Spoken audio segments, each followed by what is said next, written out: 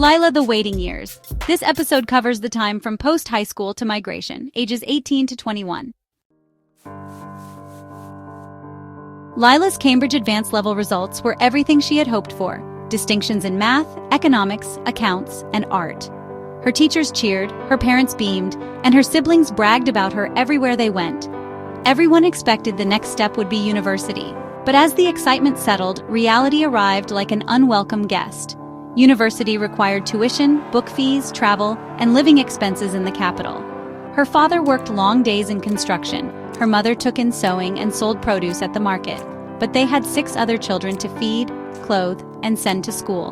When Lila suggested she could take out a loan, her father shook his head slowly. "I cannot sign you up for debts we cannot pay, Lila. Your time will come." Her mother wept softly at night, whispering prayers for a miracle. Lila smiled through the heartbreak, whispering to herself, "If not now, later. If not now, later." After a restless summer filled with tutoring village children, sketching clothing designs she could not afford to make, and selling mangoes for pocket change, Lila realized she needed to help her family, not just herself. She put on her neatly ironed blouse and her best skirt, carrying a folder of certificates, references, and a carefully written CV. She applied to government offices, shops, insurance companies, and anywhere that would take a bright but inexperienced 18-year-old. Then one day, an opportunity came. The National Bank of the Caribbean was hiring entry-level staff for its currency processing department. Lila walked into the marble-floored lobby, clutching her folder. The air smelled of paper, air conditioning, and a hint of floor polish. Staff in navy blue uniforms and polished shoes moved briskly through the hall. She was interviewed by Miss Douglas, the currency operations supervisor, who peered at her over thin glasses. "You have excellent academic records, but this job is not glamorous. You will be inspecting banknotes for tears, dirt, and counterfeits for hours. Can you handle that?" Lila nodded confidently. "Yes, ma'am, you start Monday." Lila's first assignment was in a cold, brightly lit room with large sorting tables, bins of banknotes, ultraviolet lights, and the constant whirring of counting machines. Her job was to inspect banknotes manually, checking for tiers tape and markings using UV lights to verify security features and sorting notes into fit for recirculation or unfit stacks. She also had to log daily counts meticulously. At first, the work was honestly mind-numbing. Her fingers were smudged with the faint scent of ink and the dryness of paper dust. But Lila found a rhythm, her nimble fingers working quickly while she mentally practiced math problems or quietly sang hymns under her breath. Despite the monotony, the work environment was actually pretty warm. Her colleagues were a mix of older women who had been there for decades, young men saving to build houses, and a few girls her age working to support their families. They shared jokes while sorting stacks. Mr. Herbert, the jokester, would place a counterfeit sticky note on someone's back and watch the room erupt in laughter. Miss Tiny, an older woman with a wide smile, always brought tamarind balls to share. Keisha, her age mate, would quiz Lila on current affairs while they worked, helping her keep her mind sharp. The National Bank provided meals daily: a warm plate of rice, stewed chicken, and steamed vegetables with juice or tea. It was a cost-saving measure to prevent staff from leaving the secure compound during lunch, but it became a cherished break where laughter and storytelling flowed freely. But not everything was perfect. There was Marcia, a sharp-tongued, bitter woman in her 40s who seemed to take pleasure in pointing out every minor mistake Lila made. "You count too slow. Your stack is messy." Lila tried to stay calm, responding politely. But Marcia's constant criticisms chipped away at her patience. She would go home, tears in her eyes, telling herself not to let Marcia ruin her progress. Then, one Monday, Marcia was gone. "She's been transferred to the compliance department," Lila thought. Good riddance, unable to suppress a relieved smile. The National Bank knew the job was stressful, so they organized monthly social events. There were staff luncheons with music and dancing in the cafeteria, and of course, the annual Christmas parties with a secret Santa gift exchange.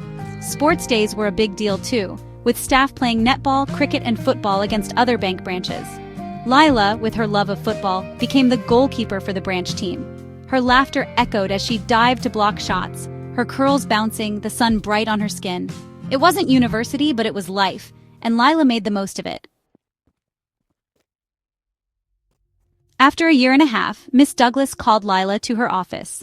"Your work is excellent, Lila. We are transferring you to the vault department." The vault was a world of steel doors, humming air conditioners, and the metallic scent of cash. Lila was trained to count and verify large sums of cash coming in from commercial banks via the Brinks truck, record serial numbers of high-value notes, prepare cash packages for distribution to commercial banks, and assist with the issuance and redemption of currency. She worked closely with the armored truck staff, sometimes observing the click of the heavy vault doors locking behind them, the thud of cash boxes hitting the counters, and the sharp counting under UV lights. Vault work meant early mornings and late evenings, especially during the end-of-month salary rush or holiday seasons. She would often leave home before dawn, her breath fogging in the cool air, and return when the moon was high, feet aching. But the team made it bearable. They shared snacks while waiting for the Brinks truck, played trivia games during downtime, and encouraged each other during stock-taking days when the workload doubled. In the 2.5 years at the National Bank, Lila grew in so many ways. She learned punctuality, responsibility, and how to handle large sums of money with integrity. She developed friendships that honestly felt like family. She learned to budget, save, and even sent money back home to help with her younger siblings' schooling. Even with all that, she kept her creativity alive, sketching during lunch breaks and designing simple dresses she sewed on weekends. Despite her busy schedule, she never lost her laughter or her love for adventure, sometimes joining colleagues for beach outings or church youth socials on Sundays. As her 21st birthday approached, Lila felt this restless stirring in her spirit. She had learned, grown, and contributed, but her dream of university and building a future beyond the limitations of her circumstances still glowed inside her. One evening, sitting under the mango tree, Lila told her parents she wanted to migrate. It was the only way she could earn enough to afford university later, to create a better life for herself and her family. Her parents were quiet, but her father nodded and her mother kissed her forehead, whispering, "Fly, Lila, we will pray you stay safe." On her final day, her colleagues threw her a small send-off. There was cake, soda, and a gift bag with a leather-bound journal. Mr. Herbert made a speech. "We will miss your laughter and your sharp mind." Miss Tiny hugged her, slipping a small wooden cross into her hand. Even Miss Douglas smiled warmly, saying, "Lila, you were one of our best." As Lila packed her belongings, she looked around at the vault, the staff chatting in small groups, the scent of coffee in the air. She was grateful for the work, for the discipline, for the family she found there. She stepped out of the National Bank for the last time, the Caribbean breeze warm on her face, her heart steady, ready for the unknown ahead. Where will Lila go next? What challenges will she face as a young Caribbean migrant in a new country? Will she finally get to attend university, or will new trials test her unbroken spirit? Find out in the next chapter, Lila Abroad, the Land of New Beginnings.